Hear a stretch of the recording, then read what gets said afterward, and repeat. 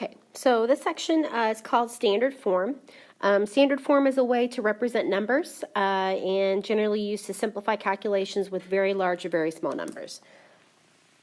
So essentially this is scientific notation. I don't care if you call it that way, but that might be the wording that they use on the exam. So you should be able to convert numbers into standard form or into non-standard form, which is called decimal form, and you should be able to perform calculations in standard form as well.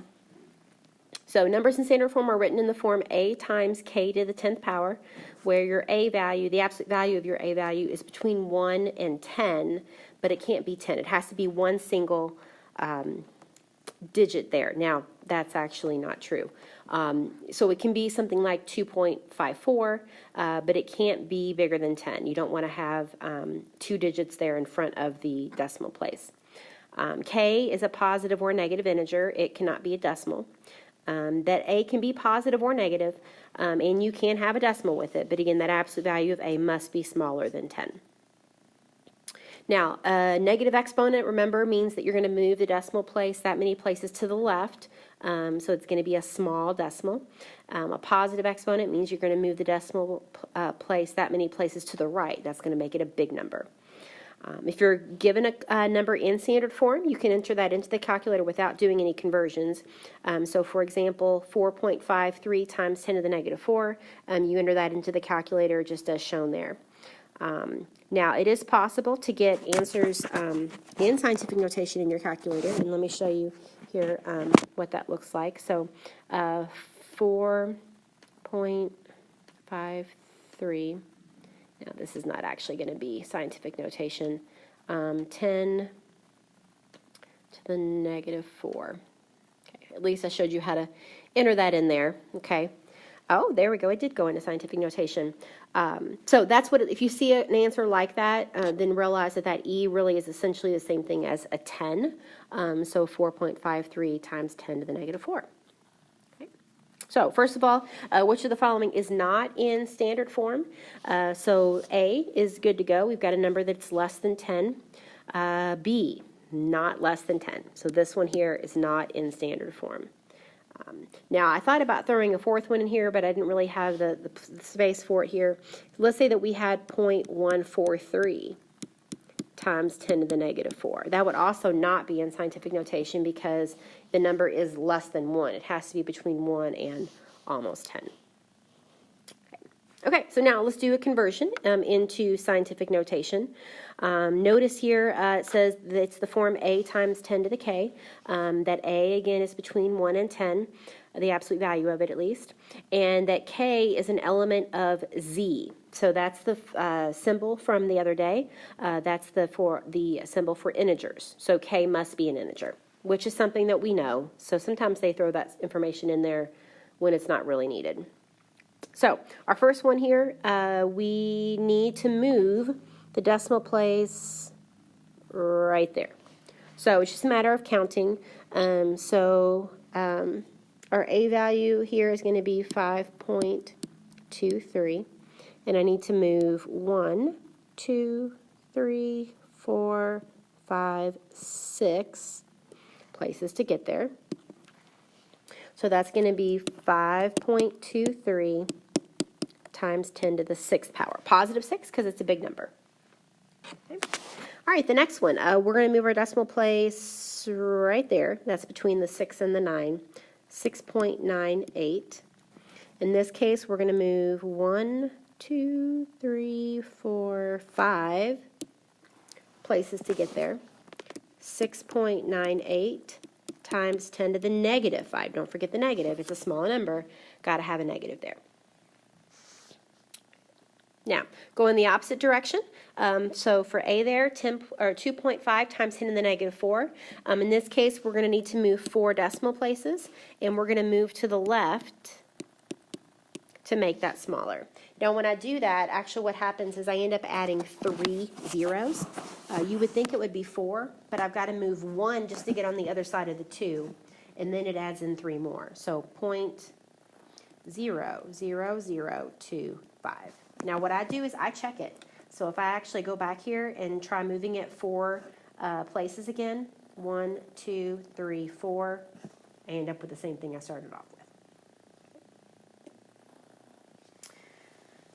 Okay, last one here. We have 3.14 times 10 to the 7th power. So in this case, we're going to move 7 decimal places, and we're going to move to the right to make it bigger. So in this case, again, we're going to be adding 5 zeros because it's going to take 2 just to get on the other side of the 4. So 3, 1, 4, 1, 2, 3, 4, 5.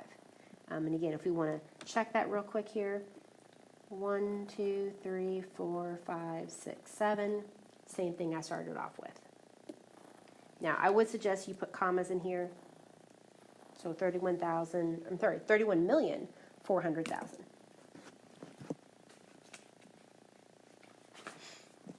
All right, now, operations in standard form. So first of all, what if you're adding and subtracting things that are in standard form or in scientific notation? In this case, you have to add them with like, if you're going to keep them in scientific notation, you need to add them with like 10 to the k powers.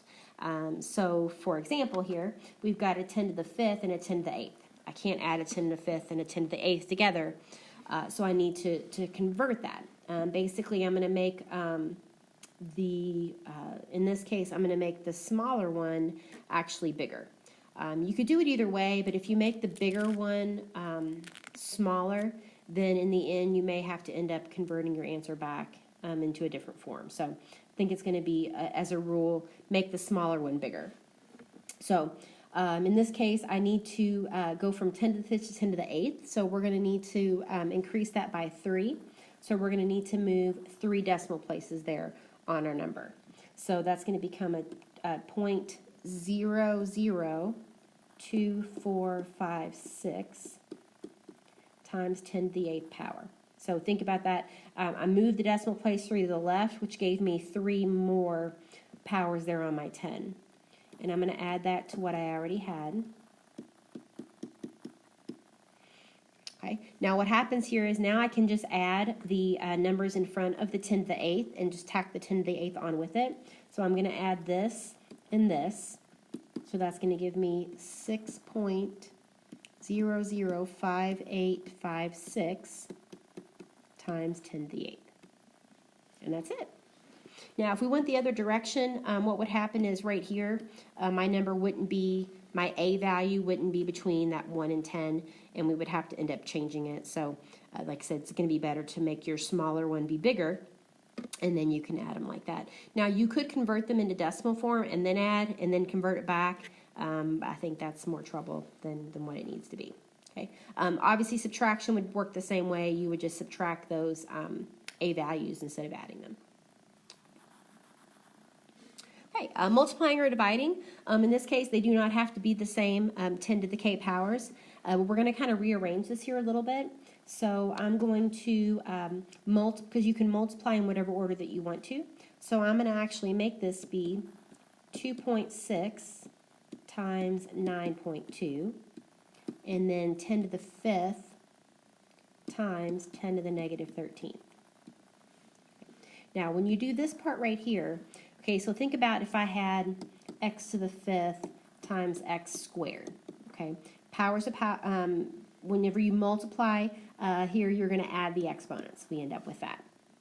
Same thing happens with the tens. You're not actually going to multiply the tens. The fact that they're both tens means that I can add the exponents. So that's going to become, well, the 2.6 and the 9.2. Okay, when I multiply that together, that's going to give me 23.92. When I do my powers on my 10 here, I'm going to add my exponents. So that's going to be times 10 to the 5 plus negative 13. That's going to be negative 8. So essentially, that's my standard form, except that 23.92 is too big. So I'm going to have to move that one place to the left. Now, you can do this one of two ways. If you realize by moving it one place to the left, I'm going to have to add 1 power to my k, you can just go ahead and do that right out. Otherwise, you might need to rewrite this part right here. Okay, so let's write that in scientific notation. 2.392 sorry, times 10 to the 1st power. And then now let's take that times 10 to the negative 8. So my 10's here, I'm going to add the exponents on. 2.392 times 10 to the negative 7 power. So, like I said, if you can go straight from that to that, go for it. Personally, I have to stop a minute and think, am I adding, am I subtracting? So for me, it makes more sense to rewrite that 23.92. Totally up to you. Okay. All right, last example, dividing is going to be exactly the opposite as multiplying. This one may not be as obvious looking at it, though, that it's a division question. We have a sheet of paper that is 1.2 times 10 to the negative 1 millimeters thick. Find out how many sheets are needed to make a pile of paper that is 20 millimeters high. Well, I want to know how many papers does it take to get 20 millimeters high. I'm going to divide. So 20 divided by 1.2 times 10 to the negative 1. Right. So in this case, if we're going to rewrite them both, now this is one that honestly you probably really don't need to bother doing. You could just take that 10 to the negative 1 and change it to begin with. But we're going to go ahead and change them both to be scientific notation. So the 20 would be 2.0 times 10 to the first power. It's not necessary that you write the 0.0, but 1.2 times 10 to the negative 1.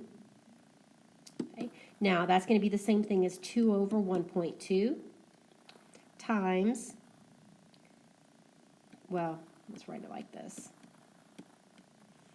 Okay, so with my 10s, it's just like with my x's. When you are dividing letters with exponents, you subtract.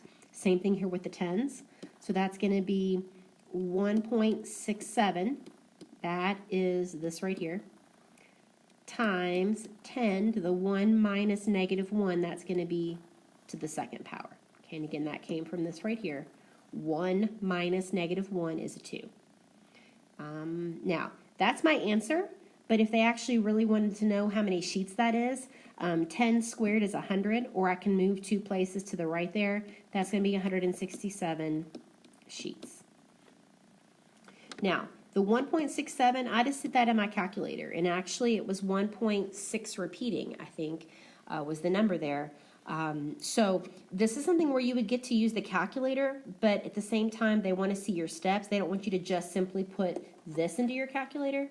They want to see that you understand that process. But the 2 over 1.2, now 2 over 1.2, if you didn't have to actually come up with a number of sheets, like 167, you could simplify that, multiply the top and the bottom by 10. That's going to give you 20 over 12. And then now you can reduce that. The top and the bottom will divide by 4. That's going to give you 5/3, which is 2 2/3, which is 1.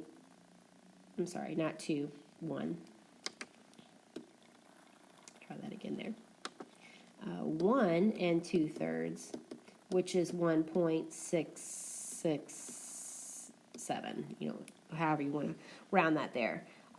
So you end up with the same answer, but if they wanted just an exact answer and you're not doing it with the calculator, you can go straight from there to there. All right, again, as always, if you've got questions about anything, let me know.